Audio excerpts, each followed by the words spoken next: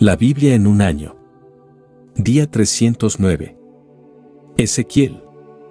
Triunfo de Dios sobre Gog.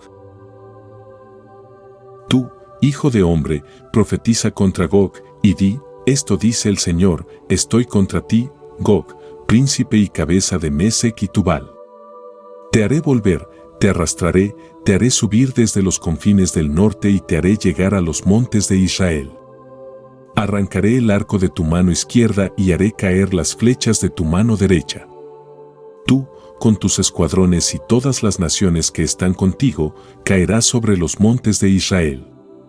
A las aves carroñeras y a las bestias del campo te entregaré como alimento. Caerás sobre la superficie del campo porque yo lo he dicho, oráculo del Señor Dios. Enviaré fuego contra Magog y contra quienes habitan tranquilos las islas, y sabrán que yo soy Dios. Daré a conocer mi santo nombre en medio de mi pueblo Israel. No permitiré que sea profanado más mi santo nombre, y sabrán las naciones que yo soy el Señor, santo en Israel. Ya llega, ya se cumple, oráculo del Señor Dios. Es el día del que he hablado. Saldrán los habitantes de las ciudades de Israel y harán fuego y quemarán el armamento, el escudo y la rodela, el arco y las flechas, las mazas y las lanzas. Durante 7 años alimentarán el fuego con todo ello. No acarrearán leña del campo ni la cortarán de los bosques, porque harán fuego con el armamento. Despojarán a los que antes les habían despojado, expoliarán a sus expoliadores, oráculo del Señor Dios. Aquel día daré a Gog un lugar renombrado como sepultura en Israel, el valle de los Abarim, al este del mar, el que interrumpe el paso de los que caminan. Sepultarán allí a Gog y a toda su gente y lo llamarán valle de Amón, Gog. Lo sepultará la casa de Israel durante 7 meses para purificar la tierra. Lo sepultará el pueblo llano. Ese día será renombrado para ellos, el día en que yo sea glorificado, oráculo del Señor Dios. Elegirán hombres en abundancia que recorrerán el país enterrando a los que hayan quedado sobre la superficie de la tierra para purificarla. Al cabo de 7 meses comenzarán la tarea. Atravesarán la tierra caminando y cuando vean un hueso humano, dejarán junto a él una señal hasta que lo entierren los sepultureros en el valle de Amón, Gog. El nombre de la ciudad será Amoná. Y purificarán la tierra. Reconocimiento definitivo de Dios. Y tú, hijo de hombre, esto te dice el Señor Dios: di a todas las aves y a todas las bestias del campo, reúnanse, vengan, congréguense de todas partes en torno al sacrificio que preparo para ustedes, un sacrificio grande sobre los montes de Israel. Comerán carne y beberán sangre. Comerán carne de héroes, beberán sangre de príncipes de la tierra. Todos ellos son carneros, corderos, machos cabríos y bueyes de Basán. Comerán grasa hasta hartarse, beberán hasta embriagarse la sangre del sacrificio que preparo para ustedes. A mi mesa se saciarán de caballos y jinetes, de héroes y de todos los guerreros, oráculo del Señor Dios. Pondré mi gloria entre las naciones y conocerán todas las naciones la sentencia que he dictado y la mano que he puesto sobre ellos. Desde aquel día en adelante sabrá la casa de Israel que yo soy el Señor, su Dios. Y sabrán las naciones que la casa de Israel fue llevada al destierro por su culpa, porque se rebelaron contra mí, y yo les oculté mi rostro y los entregué en manos de sus opresores. Todos ellos cayeron a espada. Según su impureza y sus delitos los he tratado, y por eso les oculté mi rostro. Por eso, esto dice el Señor Dios: ahora restauraré la casa de Jacob, tendré misericordia de toda la casa de Israel y seré celoso de mi nombre santo. Cuando habiten en su tierra con tranquilidad y no haya quien los atemorice, cargarán con su deshonra y con las rebeliones que han cometido contra mí. Cuando los haga volver de las naciones y los reúna de entre los países de sus enemigos, seré santificado en ellos a los ojos de naciones numerosas. Sabrán que yo soy el Señor, su Dios, porque los he desterrado a las naciones y después los he reunido en su tierra sin dejar allí a ninguno de ellos. No volveré a ocultarles mi rostro, porque habré derramado mi espíritu sobre la casa de Israel, oráculo del Señor Dios. El templo nuevo y el culto nuevo. Descripción del nuevo templo. El año 25 de nuestra deportación, al comienzo del año, el día 10 del primer mes, 14 años después de la destrucción de la ciudad, ese mismo día vino sobre mí la mano del Señor y me llevó allá. En una visión divina me llevó a la tierra de Israel y me colocó sobre un monte muy alto, sobre el cual, hacia el sur, había algo parecido a una ciudad edificada. Me hizo entrar allí y había un hombre cuyo aspecto era como el del bronce. Tenía en la mano una cuerda de lino y una caña de medir. Estaba de pie en la puerta. Me dijo aquel hombre: Hijo de hombre, mira con tus ojos, escucha con tus oídos y guarda en tu corazón todo lo que voy a mostrarte, porque has sido traído aquí para que te sea mostrado. Manifiesta a la casa de Israel todo lo que veas. En el exterior del templo había un muro, todo alrededor. El hombre tenía en su mano una caña de medir de 6 codos antiguos, de 1 codo y 1 palmo cada uno. Midió la anchura del edificio y era de una caña, y la altura era también de una caña. Fue a la puerta que da al oriente, subió sus escaleras y midió el dintel de la puerta. Era de una caña de ancho. La habitación era de una caña de largo por una caña de ancho y entre las cámaras había 5 codos. El dintel de la puerta, junto al vestíbulo interior de la puerta, era también de una caña. Midió el vestíbulo de la puerta y era de 8 codos, y las pilastras de 2 codos. Era el vestíbulo interior de la puerta. Además, las habitaciones, de la puerta hacia el oriente, eran 3 a un lado y 3 a otro, y las 3 tenían la misma medida, y también las pilastras de cada lado tenían las mismas medidas. Midió la anchura de la entrada de la puerta y era de 10 codos y la longitud de la puerta era de 13 codos. El espacio que había delante de las cámaras era de 1 codo a cada lado, y las cámaras tenía 6 codos por cada lado. Las entradas de la habitación estaban una frente a otra. Midió también el espacio desde un extremo de la cámara al otro. Había una anchura de 25 codos. Las pilastras eran de unos 60 codos de alto. Desde las pilastras comenzaba el atrio que rodeaba la puerta. Desde la fachada de la puerta de entrada hasta la fachada de la puerta interior había 50 codos. Había ventanas enmarcadas, en las habitaciones y sobre las pilastras hacia el interior de la puerta. Había igualmente ventanas en todo el contorno, hacia el interior del vestíbulo. En las pilastras había pinturas de palmas. Me llevó luego al atrio exterior, había habitaciones y un pavimento en torno al atrio. Había 30 estancias en torno al pavimento. El pavimento se extendía al lado de las puertas, y su longitud era la correspondiente a las mismas. Ese era el pavimento inferior. Midió el espacio desde la fachada de la puerta inferior hasta la fachada de la puerta interior por fuera, y era de 100 codos tanto al oriente como al norte. Midió también la longitud y la anchura de la puerta que daba al norte del atrio exterior. Sus habitaciones, 3 a cada lado, sus pilastras y su vestíbulo eran del mismo tamaño que la primera puerta, 50 codos de largo por 25 de ancho. Las ventanas del vestíbulo y las pinturas de palmas medían lo mismo que las de la puerta que da a oriente. Se subía hasta allí por 7 escalones, y el vestíbulo interior estaba delante. Frente a la puerta del norte estaba la puerta del atrio interior, que era igual que la puerta de oriente.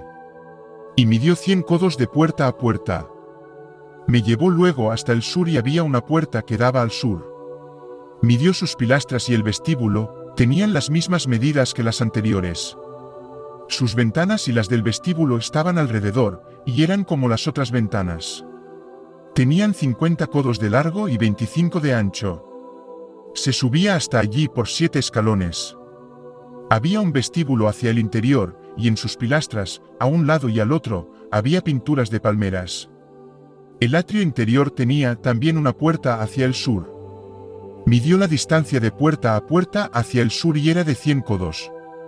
Después me llevó al atrio interior por la puerta del sur. Midió la puerta y tenía las mismas medidas que las anteriores. Sus habitaciones, sus pilastras y su vestíbulo tenían las mismas medidas. El atrio y el vestíbulo tenían ventanas alrededor. La puerta era de 50 codos de largo y 25 de ancho. Alrededor había arcos de 25 codos de largo por 5 de ancho. Los arcos daban al atrio exterior y en sus pilastras había pinturas de palmeras, se subía allí por 8 escalones. Me llevó luego al atrio interior que da al oriente y midió la puerta. Tenía las mismas medidas. Sus habitaciones, pilastras y vestíbulo medían como los anteriores. El atrio y el vestíbulo tenían ventanas alrededor y medía 50 codos de largo y 25 de ancho. Su vestíbulo daba al atrio exterior, sus pilastras tenían palmeras pintadas a un lado y a otro, y se subía allí por 8 escalones. Después me llevó a la puerta que da al norte y la midió. Tenía las mismas medidas así como sus habitaciones, pilastras y vestíbulo. Tenían ventanas alrededor, y medía 50 codos de largo y 25 de ancho. Su vestíbulo daba al atrio exterior y sus pilastras tenían palmeras pintadas a un lado y a otro, y se subía allí por 8 escalones. Había una estancia cuya entrada daba a las pilastras de la puerta.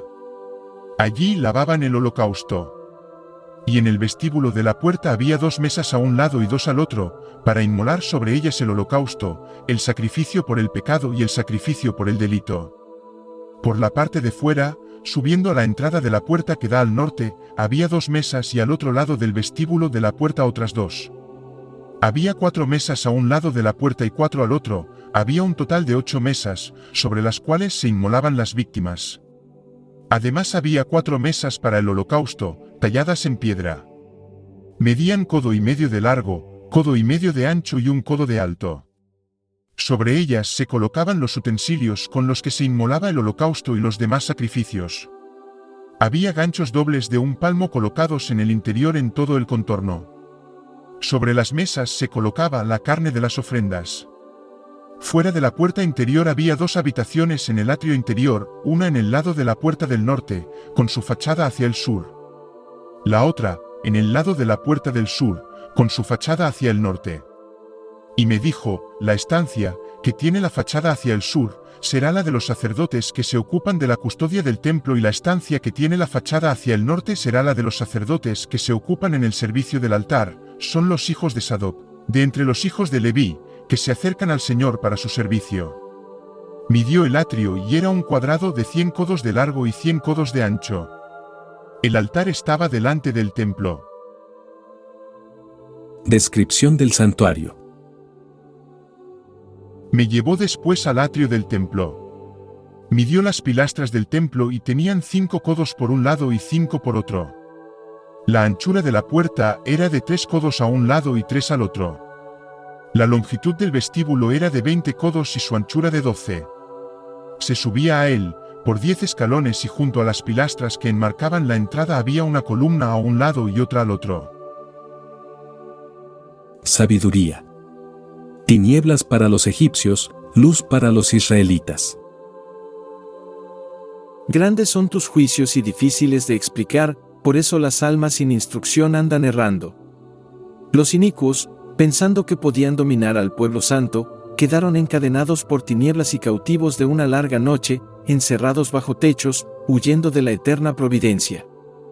Creyendo que podían esconderse con sus pecados ocultos, bajo el oscuro velo del olvido, fueron dispersados, presos de tremendo espanto, perturbados por apariciones.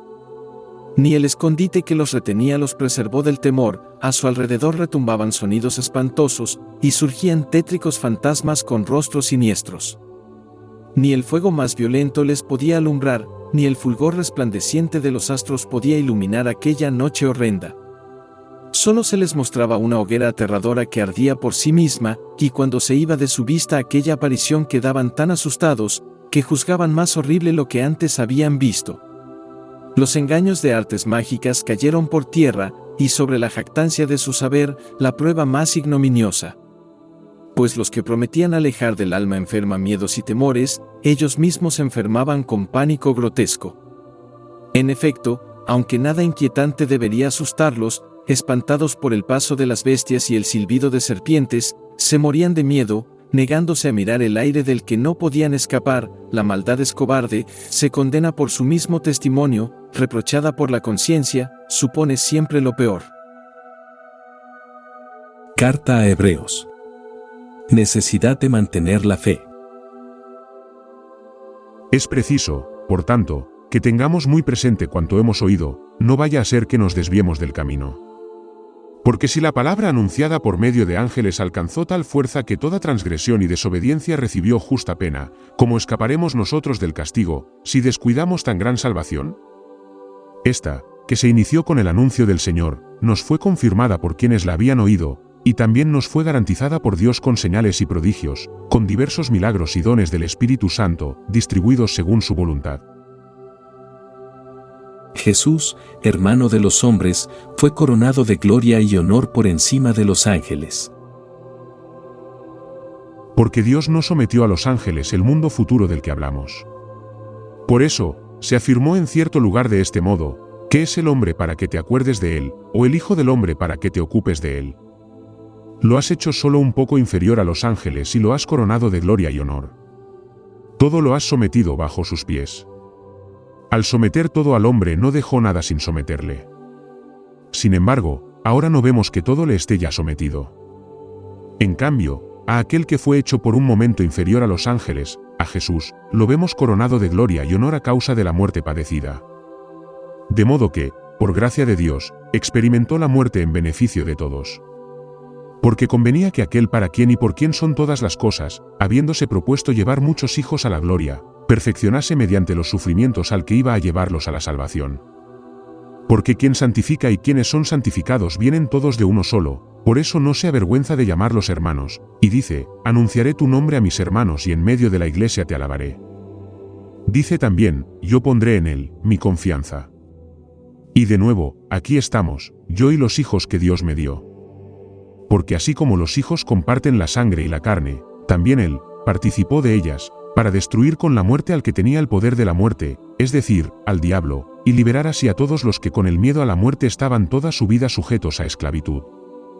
Porque es seguro que él no asumió a los ángeles sino al linaje de Abraham. Por eso tuvo que asemejarse en todo a sus hermanos, a fin de ser misericordioso y sumo sacerdote fiel en las cosas que se refieren a Dios, para expiar los pecados del pueblo. Por haber sido puesto a prueba en los padecimientos, es capaz de ayudar a los que también son sometidos a prueba.